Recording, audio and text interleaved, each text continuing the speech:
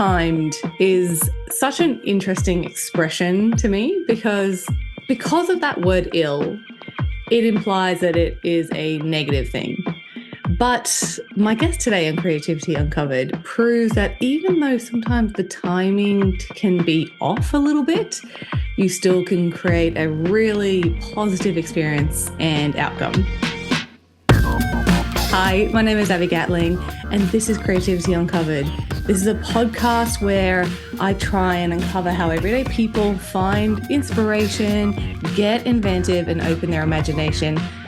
Basically, I want to know how people find creative solutions and then how they use those at home, at work, at play, and everything in between.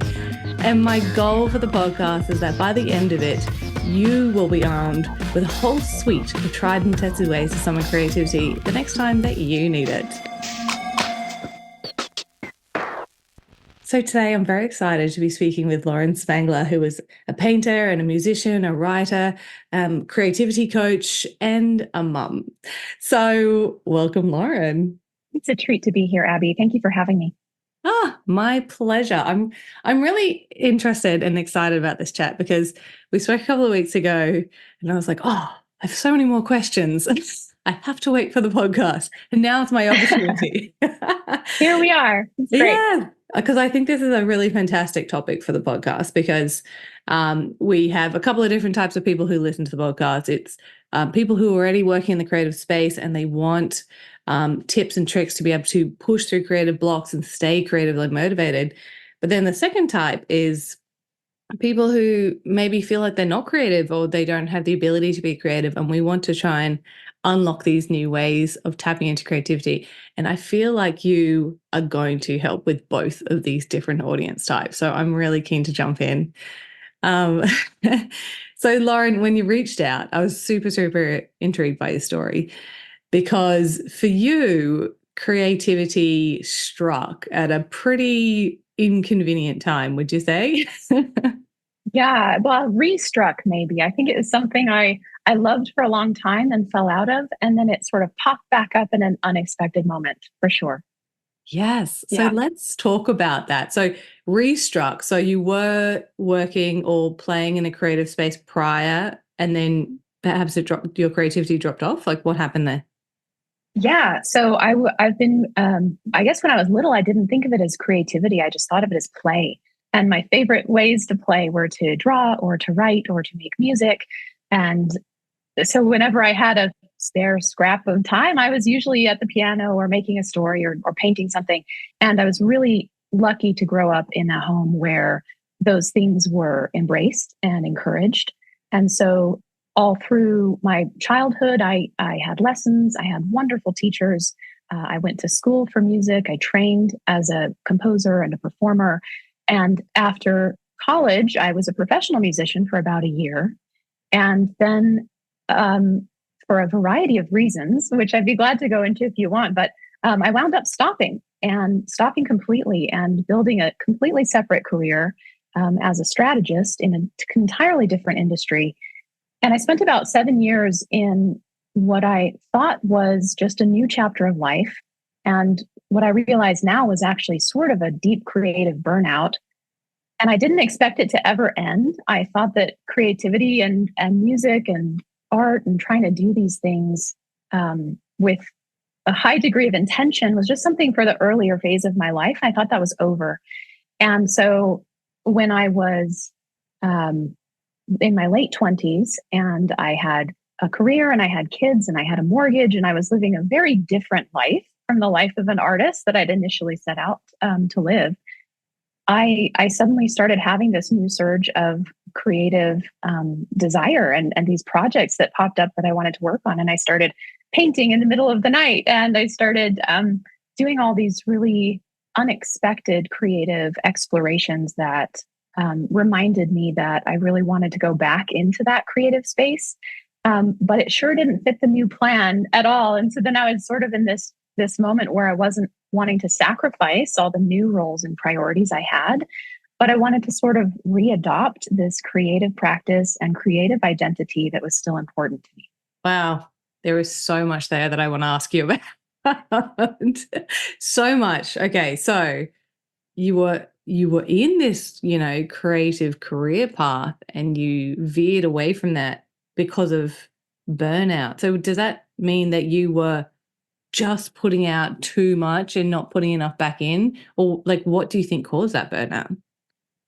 I think that was a big piece of it. Yeah, I think there was an imbalance in the way I was creating and the way I was enjoying what I created. And the play had sort of gotten sapped out of it for me, and it turned into something totally different than what it had been and what I had really fallen in love with about being creative. Um, and now I look at it as a relationship with creativity, that we all have this relationship with our creativity that is separate from the products of our creativity and is separate from the perhaps the reception of our creativity or the reviews we get on our creativity. The relationship that we experience in our creative practice is its own aspect that we have to tend carefully, just like you would any relationship that's important to you, right? There's certain ways you would spend time in an important relationship. You'd be sure to have fun in an important relationship. There are ways you would think about and talk about and define yourself in regard to an important relationship. And looking back now, I realize I was not doing that with my creativity when I first started as a professional. And so, yeah, what happened is I actually hit this moment where I felt like there was this fork in the road where I could either continue trying to make it in the creative world, or I could build a life of financial stability and sort of build the type of childhood for my children that I had had, which is one where my parents were home with me. My mom tucked us into bed at night and read us a story. And at some point, I had this sort of crisis, and I realized I'm not going to be able to do that with my kids because if I'm on a stage somewhere or on a tour somewhere or whatever, I'm not going to be there for all those precious little moments. And also, where I was in my career, where I was in the industry, I wasn't able to create the sense of stability that I knew I wanted on some level. And so, music and art just wasn't affording me what I thought I wanted to build and experience. And so, at that moment, because creativity was no longer fun and because it wasn't bringing me the lifestyle that I was envisioning for my future, I decided to step away from it. And I was happy with that decision for quite a long time until I realized that those creative dreams and visions and desires didn't go anywhere. They just sort of sat in the background waiting to be listened to. Yeah, wow. That is so interesting. And is complex our relationship with creativity because as you said, it is a relationship. I love the fact that you sort of likened it to perhaps like a romantic relationship, but whereas deeply, deeply personal. And when you're constantly having to do it for other people and, produce things at the end rather than just play in the process, then it can get out of skew like really quickly. But Yeah. that's really interesting. I also think a couple of people on the podcast have mentioned the idea of seasons Oh, as a yeah. relationship to your creativity, where, that was a season where it was creativity was at the forefront, and then it's okay for take that step back. But eventually, as all seasons keep progressing forward, you're going to somehow get back there again. Yeah. So Yeah. when you had this, the career as a strategist, did you think about creativity at all, or were you just like, I just need a break from that? It's not my focus at the moment. Oh, yeah. No, I definitely still made things. Um,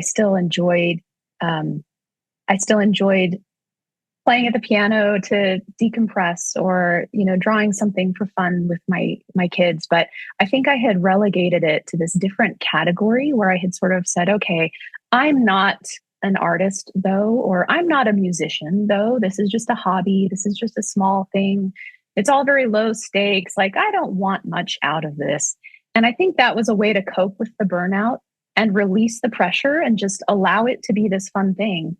And probably at the time that was the right medicine because it allowed me to just get back into this easeful, kind of playful relationship with what I was making. And I would say I created much less often. I think when I was young, I would play piano and make songs like daily. It was something that I just couldn't stay away from. And I think during my burnout, it was something that I would maybe once a month I would go sit down and try to make something and wind up usually getting a little frustrated or, just deciding to cut it short. And so it was a different type of practice and it didn't feel as quite as fulfilling or wholehearted, but it was still there, sort of in drip drop levels throughout those years. Yeah, wow.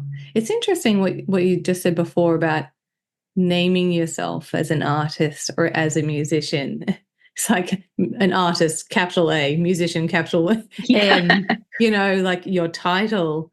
Well, is that how you can make that separation that I just do music versus I'm a musician? That gave you that separation, did it? Yeah, I think at the time I needed some way to divorce my sense of success as a person from whatever success or failure I was perceiving with my art. And in art school or in music school, I think it's really easy to get those two things wrapped around each other so tightly, where if you're performing well or if the piece turns out nicely or whatever, like you are fulfilling your role and you're a good capital A artist or capital M musician. And it puts a lot of pressure on the outcome. I don't think that's a bad thing because I think it's important to hold ourselves to a high standard and to strive for creating amazing things. And the point of studying and training is to develop the techniques to do that. And there has to be some critical feedback, right? I don't think it's a bad thing, but I do think it's a powerful thing in terms of how it shapes and shifts the way you perceive yourself in relation to your artwork. And so for me, music and art became this title, this noun that I had to like live up to. And I think through recovering through burnout and reintegrating creativity in a different way and rebuilding the relationship, I turned it back into a verb of like, I'm going to paint. I'm going to make a song. I'm going to sing for a while instead of I'm going to go be a singer. It's just a totally different energy for me and made it a lot more enjoyable and let me be back in it instead of, in the experience of doing it instead of analyzing the experience of doing it. Does that make sense? Yeah, yeah. That's really interesting. Oh, so interesting that it's a mindset shift for you to change that, and that's how you've changed your relationship with creativity. So you were ticking along in this career in a non-creative, I'm using air quotes for anyone who's listening audio, non-creative career, doing these little bits and pieces, but you actually had a moment when you had a newborn baby and you felt like you were re-struck with your creativity. Tell me what that moment was and how that creativity was different to the little bits and pieces you were doing throughout that time. Yeah, I had just given birth to my second son and he was tiny, teeny tiny, and we were still in the waking up in the middle of the night phase. So we would wake up and nurse like multiple times a night and he would fall straight back to sleep. And I would sit there awake in bed with nothing to do, a dark house, everyone's sleeping, everything's quiet. And the first thing that would pop to mind was like, I really want to go draw something. And for a while, I thought, this is probably just delirium. I'm probably slow sleep deprived, that I don't recognize that this is a ridiculous time to go get out like paints or pencils. Like, this is not the moment. Eventually, I just gave into it. And I started keeping a pad next to my bed and a pen. And so when he would go back to sleep and I would stay awake, I would just sort of start drawing and start sketching things. And I actually started sketching these mama and baby animals in these little tender moments together. And I would start to sketch moments that I had experienced with my son that day. These little precious newborn times that I didn't want to lose the memory of, I would start to capture in these sketches. And or moments with my toddler. I also had a 2-year-old at the time also running around. And so he was also full of these really funny, fun, enjoyable, and also sometimes crazy and difficult and exhausting moments. And in the ups and downs of all of that, And also this upside downness of just being in the throes of suddenly being a mom of two. I think one way that I made sense of that was to capture the moments that I really wanted to remember in these little sketches of these animals. And so over a few months, I created this collection that I just love because now I look at it and it takes me right back to those little moments, 3 years ago when I was snuggling my little newborn or chasing my toddler around the house. And in that practice, in this sort of like tidal wave of all these ideas and all these drawings coming out, I realized that I was having so much fun and that I wanted to paint and that I wanted to share this work with people and that I wanted to maybe put the artist hat back on for a minute and think about whether these paintings would mean anything to anyone else and would it help remind some other mom of a tender moment she was enjoying with her little ones. And so I started sharing them and connecting with people over the art. And it just sort of reignited this whole creative identity and practice and desire and vision that had been dormant for a long time, but felt really, really good to get back into. But not the moment I would have chosen. If I could have picked a moment to suddenly learn learn how to paint again and learn how to run an art business and all of that, probably would have timed it differently. But it turned out well in the end. Yeah, I can imagine. It's, that saying, if you want something done, ask a busy person. And Mhm. yeah, that basically means the more you do, the more you can do. And so you already have so much on your plate and probably very little personal time, but you're like, I'm just going to squeeze this in and make it work. But what was like struck me when you're talking there was that your creative expression at that time was just so born from this emotional space where you are trying to remember these tender moments and how you're feeling at that point in time. And I think that's really important for creativity is that it is like this deeply, deeply personal thing. Yeah. Yeah. Does that feel vulnerable doing things? I know you're doing beautiful drawings of animals and things like that, but does it still feel kind of vulnerable because it's such an emotional thing? It did. Yeah. I think there was also a piece there where I was sense making, this whole experience of becoming a mom or becoming a mother of two, or like it's this huge seismic shift. And it's deeply disorienting. It's like, what do you anchor down into when everything in your life is sort of uprooted and upended? And so I think it was also a way for me to sort of choose what to focus on and what I really wanted to take out of that really wild, crazy season. And it is vulnerable. It was personal, and it was, although it felt less personal because I was drawing like pandas instead of myself. Somehow that made it feel a little bit less revealing. But yeah, I think there was also a piece there where I was struggling with some postpartum anxiety.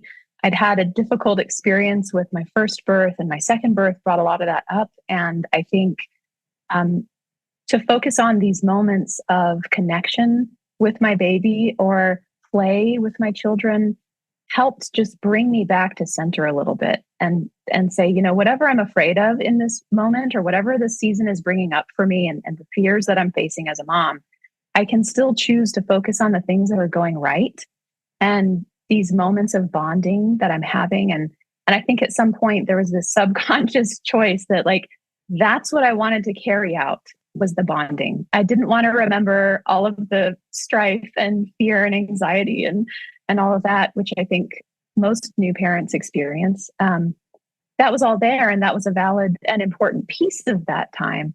But the part that I really wanted to focus on and keep for myself was these tender little moments that I knew were fleeting.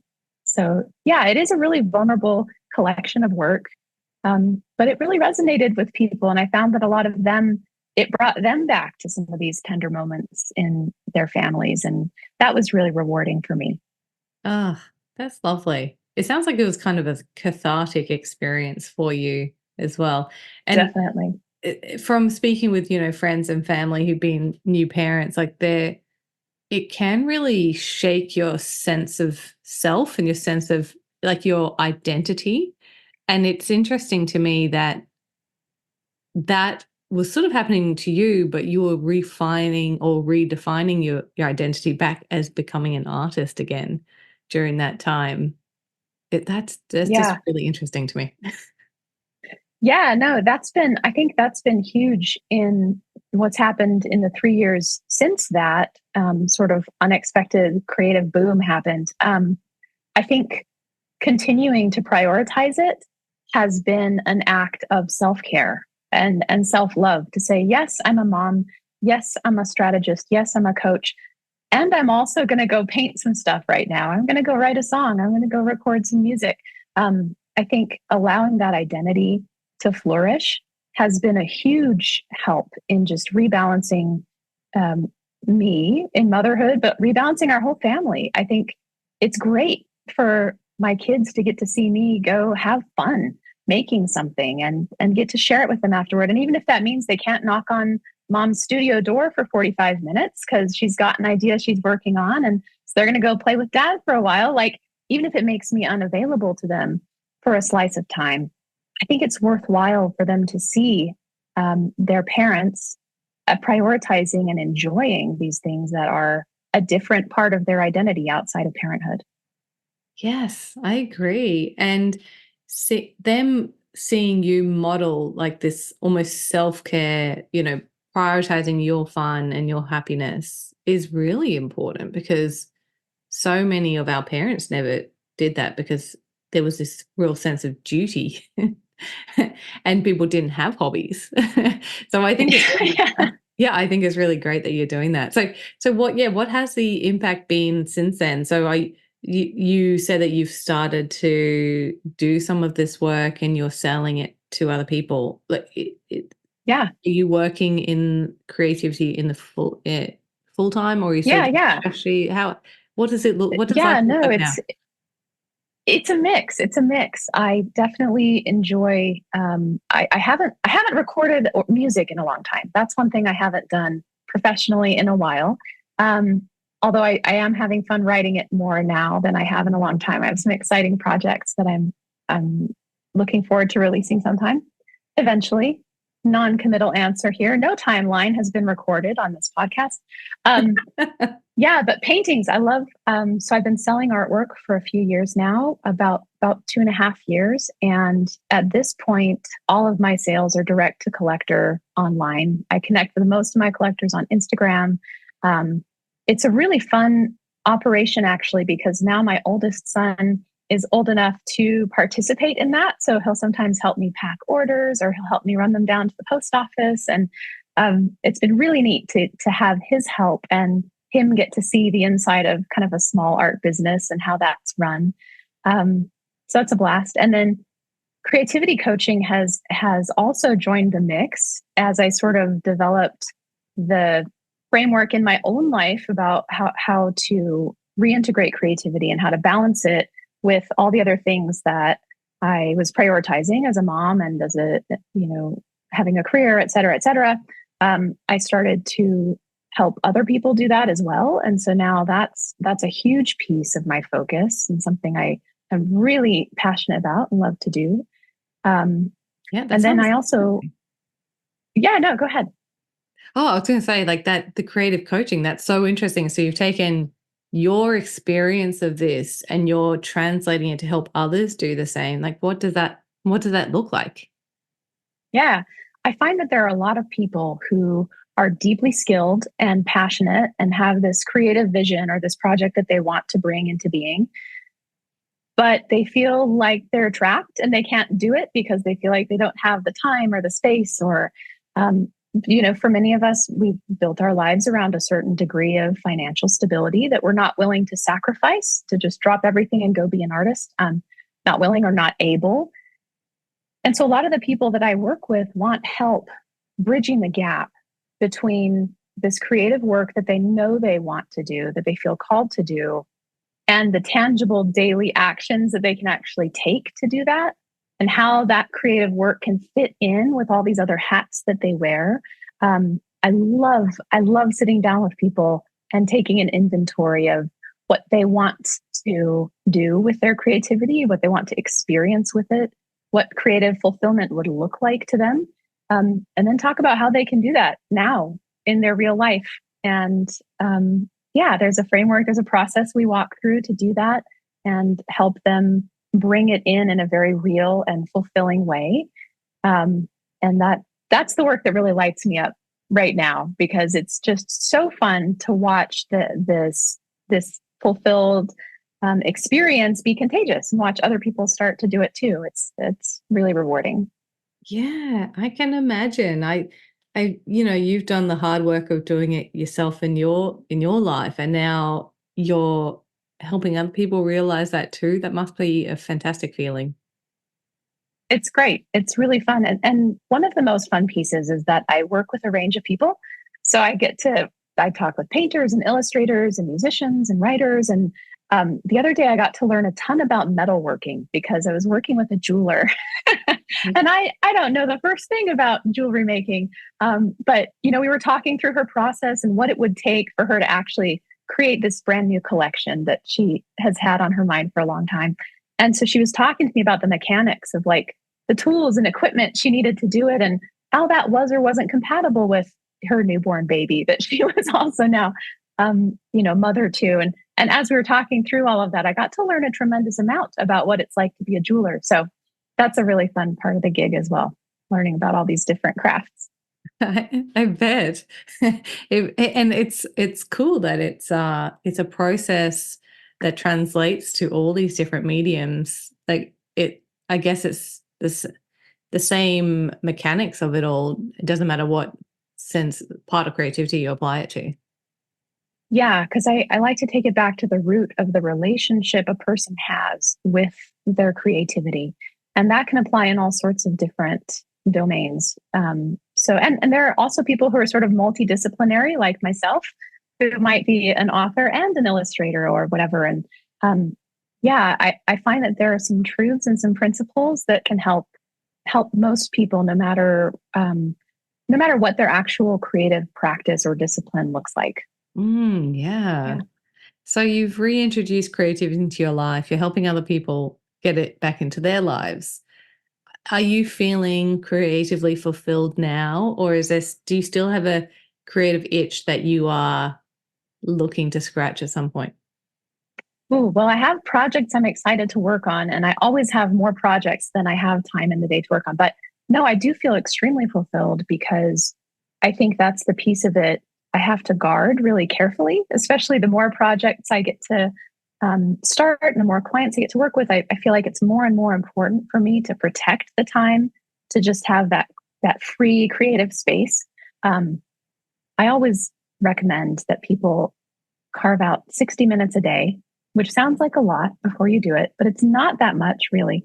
60 minutes a day where they have absolutely no expectations for what they're going to produce, where they just get to go have fun. They just get to go play. They don't have any interruptions. And they get to go explore and do whatever it is that's going to bring them fulfillment on that given day and that given moment. And I find that when I maintain that practice, I call it my golden hour. That's what I call it, just because it's sort of this like glowing, precious part of my day.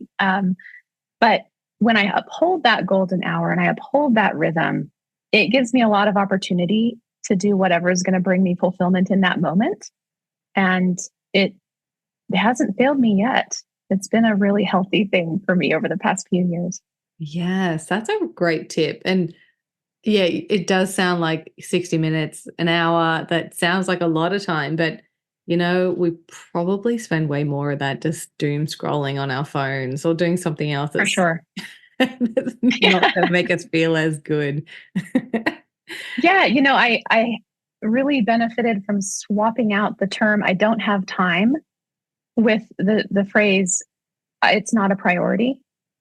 Because when I would tell myself, "Oh, I don't have time to go draw," if I would say it's not a priority to go draw, then sometimes that's true. Like there are days where, yeah, it's not a priority to go draw. Um, but when you make that swap of phrases, it gets you really clear on where you're making priority calls and blaming it on bandwidth, you know? I don't have time to go play Legos with my kid right now. Well, it's not a priority to go play Legos with my kid. I don't have time to go reach out to that prospective, collector of my work. Well, no, it's not a priority. Or if it is a priority, maybe there's something else there that's keeping you from doing it. So yeah, it's there is time there. It just has to become an intentional practice around how we spend that time. That swap of language is really powerful, because if you say if you say it's not a priority to do that, that either hits you in the gut being like, oh my gosh, did I just say that? Or you go, actually, no, Yep, you're right, it's not a priority. If it comes out and it feels wrong, then you've made the wrong exactly. decision. It gives you your own gut check. As soon as you say it, you know whether that's true or not, right? Yeah. And so as soon as I started asking myself what the priorities really were, then it becomes pretty clear how you can build your day around what your priorities truly are. Yeah. Yeah. Wow. Oh my gosh. Such an interesting story and lots of great tips and takeaways there. Um, Thank you so much for joining me, Lauren. That was a really cool chat. Thanks for having me. This was a blast. And what I'll do is I'll pop in the show notes the link to your website, where there is some beautiful artwork on there. Your drawings are just fantastic. And there's also the information about your creative coaching and all the other beautiful things that you're doing. But I also want to say thank you to everyone who's tuned into Creativity Uncovered today.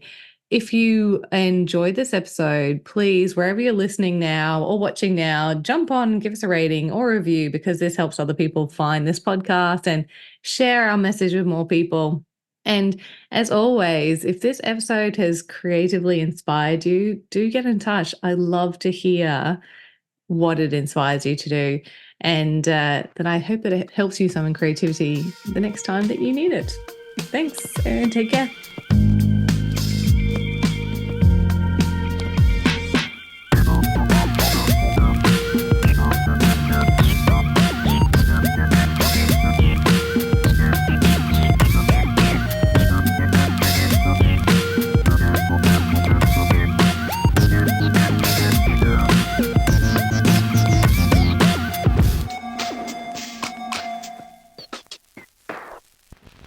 If you've made it this far, a huge thank you for your support and tuning into today's episode. Creativity Uncovered has been lovingly recorded on the land of the Cubby Cubby people, and we pay our respect to elders past, present, and emerging. This podcast has been produced by my amazing team here at Crisp Communications, and the music you just heard was composed by James Gatling. If you liked this episode, please do share it around and help us on our mission to unlock more creativity in this world. You can also hit subscribe so you don't miss out on any new episode releases.